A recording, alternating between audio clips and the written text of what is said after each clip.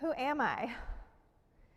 When Jesus asked this question in our gospel text from Mark, he was speaking on the other side of the world, almost 2,000 years ago, somewhere in some little villages around Caesarea Philippi, in a Roman province north of Judea that was best known at the time for its dedication to and worship of the Greek god Pan, half human, half goat. For most of us, this could not be a more foreign setting, but the question that Jesus poses is universal. It reaches across time and space between us and hits us right in the heart. Who am I, really? Who do people say that I am? How do my loved ones see me? Who am I at my core?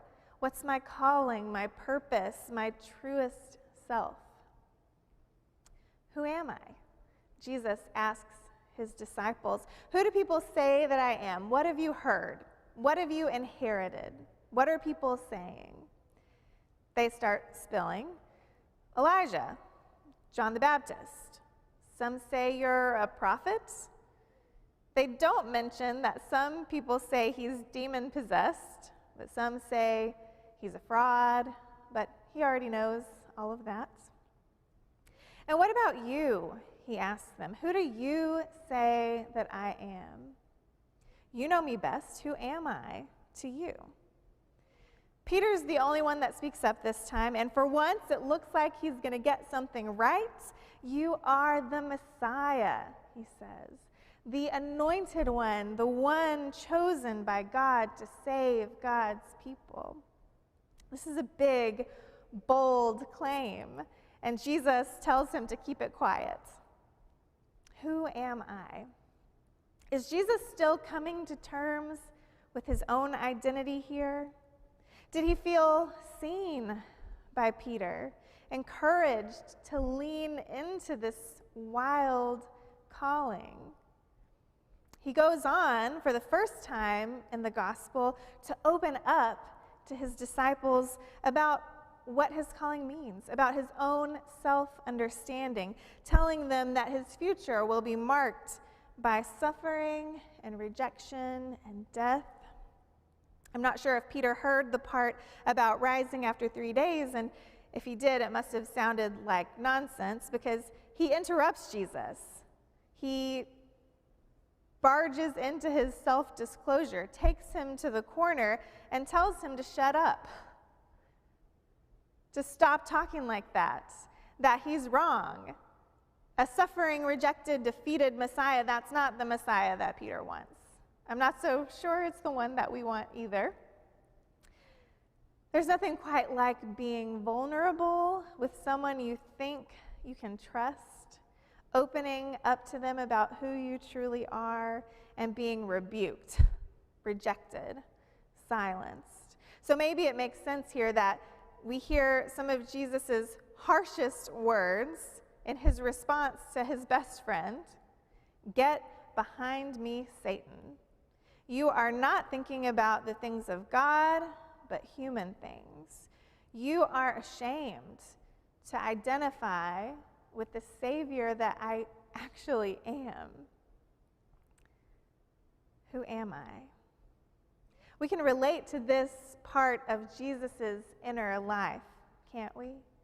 Who am I is a question that we've all asked ourselves at some point, or maybe multiple points in our lives.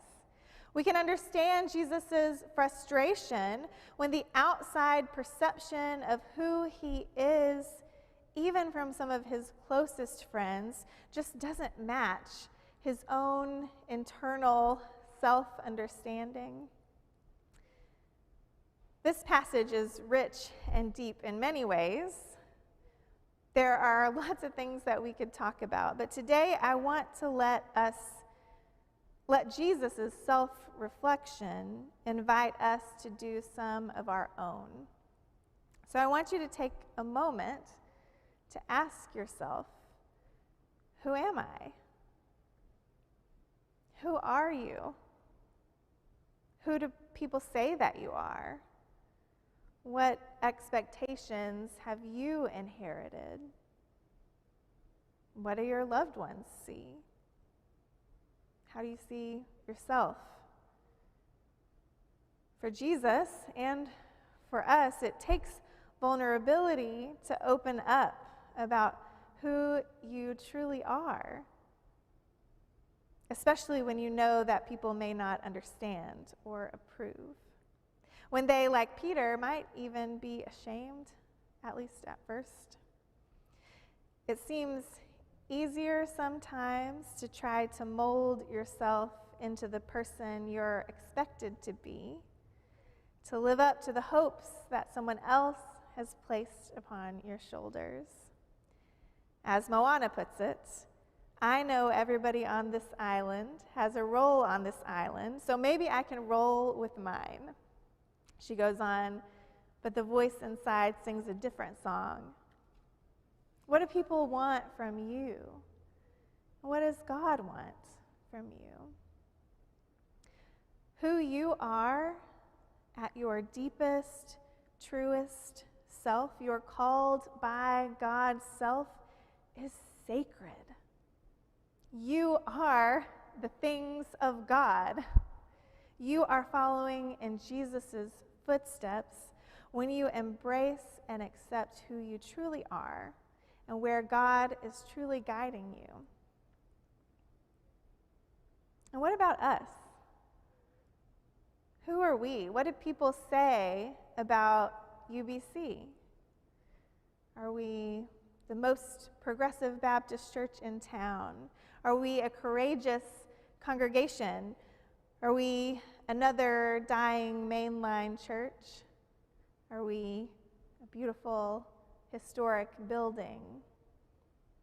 Who do you say that we are? Rooted in faith, progressive in action, small but mighty, a light on a hill.